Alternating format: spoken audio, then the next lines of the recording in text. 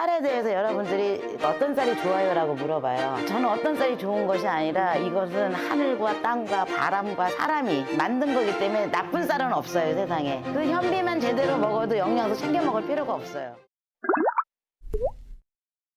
초대해 주셔서 감사합니다. 저는 주식회사 바로텍 대표고요. 도전기를 만드는 회사고 누룽지 기계를 만들고 누룽지를 만들고 현미떡을 만드는 사람이에요. 돈을 벌면 하나에 집중을 해야 되는데 이 쌀이 막 너무 소중하다 보니까 이거를 사람들한테 알려주고 싶은 거예요. 근데 말로는 안 되잖아요. 먹어봐야 알잖아요. 그러다 보니까 여기까지 왔어요. 돈보다도 이런 게 세상에 있다라는 걸 유지하고 싶은 마음이 있어서 저 표정도 되게 행복해 보이죠? 네. 네, 행복합니다. 그래서 오늘은 이제 쌀에 대해서 제가 얘기를 오늘 하게 될 것 같습니다. 처음에 이걸 하게 된 건 저희 아버지가 당뇨 환자였었어요. 우리 엄마하고 아버지가 이제 얼마나 금술이 좋았냐면 아버지가 먹고 싶다고 하는 것은 하늘에서 별이라도 따다가 해줘야 된다라고 생각하는 게 우리 엄마였어요. 그런데 이제 아버지가 당뇨다 보니까는 보리밥을 드셔야 되고 또 당뇨 환자나 암 환자나 마찬가지지만 굶어 죽는다 그러잖아요. 마음껏 뭘 못 먹으니까. 모내기를 할 적에 옛날에 시골 사람들이 모여가지고 품앗이라고 그래갖고 논에서 밥을 먹었어요. 근데 그때까지는 우리나라가 너무 가난해서 못 심을 때까지 쌀이 없었어요. 그 모내기를 할 때 먹는 쌀은 어떤 쌀이냐면 벼를 씨앗으로 남겨두잖아요. 그래놓고 그걸 물에다 담궈요. 소금물에다가. 그래서 위에서 뜨는 거는 어차피 벽시로서의 구실을 못하는 거야.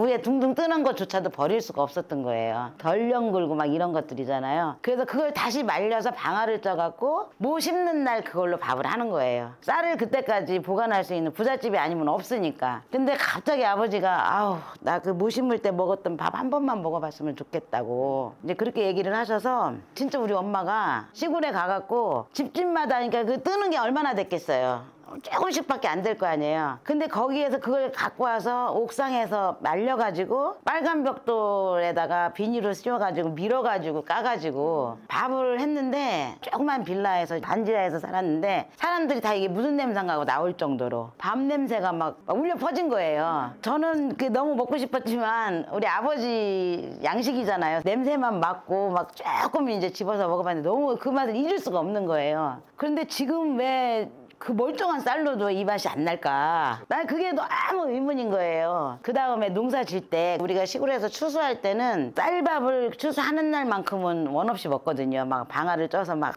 큰 다라에다 넣어놓고 먹는데 진짜 맛있는데 며칠 지나면 맛이 없는 거예요. 그때만 먹을 수 있는 맛이군요.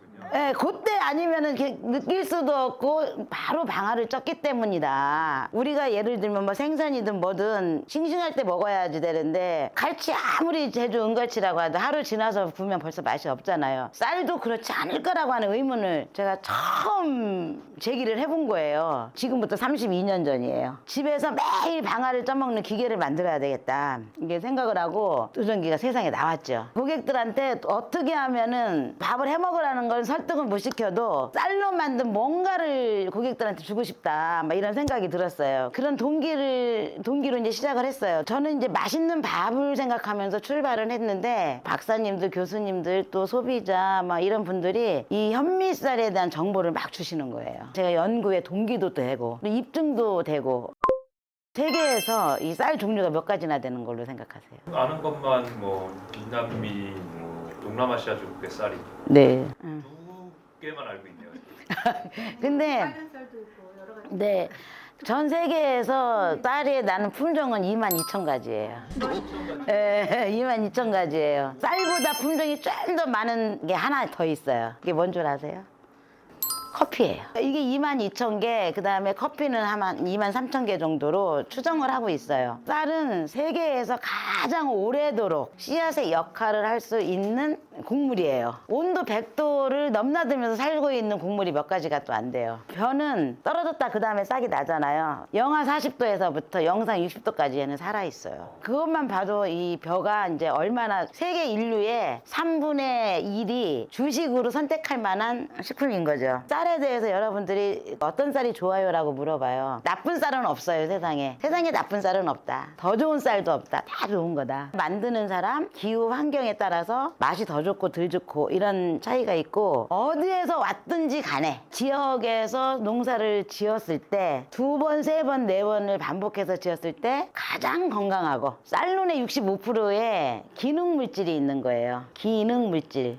백미, 현미를 종류가 다른 걸로 아시는 분들이 많아요. 12개의 옷을 입고 있어요, 현미는. 그래서 맨 겉에 있는 옷이 전문 용어로는 이제 피틴산이라고도 하는데, 외부로부터 이제 수분 같은 거 조절하는 능력을 다 갖고 있는 거예요. 비옷이에요, 말해. 우비예요, 우비. 12겹의 옷 속에 기능 물질이 다 달라요. 그걸 호분층이라고 그래요. 거기에 29%의 영양소가 있는 거예요. 그래서 우리가 먹는 백미는 5%에 있어요. 필수 영양소라고 그러죠. 단백질, 지방, 탄수화물. 탄수화물이 마치 밥을 먹으면 비만의 원인이나 성인병의 원인이 있냐 이제 매도를 당하고 있는데, 산화된 탄수화물을 먹었을 때 그렇다는 거예요. 산화되지 않은 건강한 탄수화물은 그야말로 인간을 가장 인간답게 만들어주는 기본 에너지의 동력이거든요. 사람으로 이렇게 한번 연상을 이렇게 눈을 감고 한번 해보세요. 쌀 눈이 이렇게 머리 방향으로 보면은 머리에서 필요한, 뇌에 필요한 모든 기능 물질이 있어요. 미강이 있잖아요. 몸체, 피부라든가 이런 것들 있죠. 미강이 갖고 있는 영양소에서 다 공급이 되는 거예요. 이거는 이제 에너지원이에요. 백미 자체가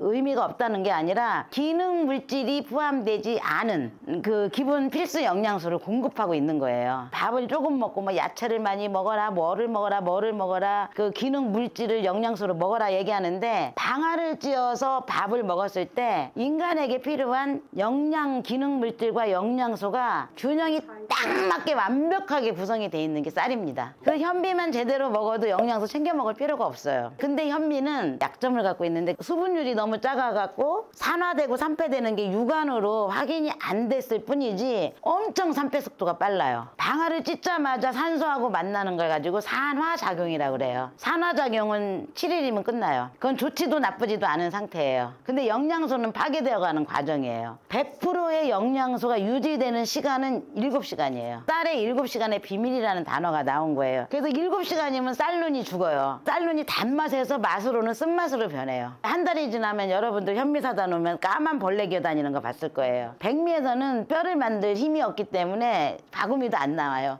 애벌레가 나오잖아요. 그만큼 백미는 기능 물질이 없기 때문에 애벌레밖에 못 만드는 거예요. 밥을 먹는다라고 하는 것은 이렇게 완벽하게 영양이 균형이 맞춰서 살아있는 쌀을 방아를 쪄서 먹는 게 가장 핵심이다 라고 얘기를 저희 드리고 싶어요. 그리고 이제 네, 7시간 안에 방아 찍고, 그야말로 우리가 기대할 만한 치유 효과, 유지 효과, 건강하게 살 수 있는 비결의 효과가 거기에 함축돼 있는 거예요. 그렇지 않으면 이제 문제가, 밥에서만 영양을 찾을 수는 없는 거죠. 다른 보충제를 먹어야 되겠죠. 쌀을 잘 먹는다라는 것은 엄청 비용을 아끼는 과정이기도 해요. 밥을 잘 먹는다는 게 왜 중요하냐면, 아무리 내가 아파도 약 먹는 시간 계속 잃어버리잖아요. 딴짓 하다가 보면. 근데 밥 먹는 시간 되게 본능적이잖아요. 사회적 움직임으로 아침, 점심, 저녁이 있잖아요. 그래서 이걸 강요하지 않아도 빠뜨릴 수 없는 영역인 거예요. 그냥 과일도 못 먹고 삼시세끼로 버텨야 했던 시절에는 한 끼에 127g을 먹어야 된다 라고 하는데, 지금 60g 정도면 된다, 끼당. 다른 걸 막 이제 먹게 되니까 자연과 쌀과 내 몸과 우리의 주변 이런 걸 이제 종합해서 봤을 때, 건강하지 않은 산패 산화된 쌀을 먹어서 문제가 된 거지, 건강한 쌀을 먹어줌으로써 지속 가능한 인류 사회를 구현하는 것도 우리의 책무다.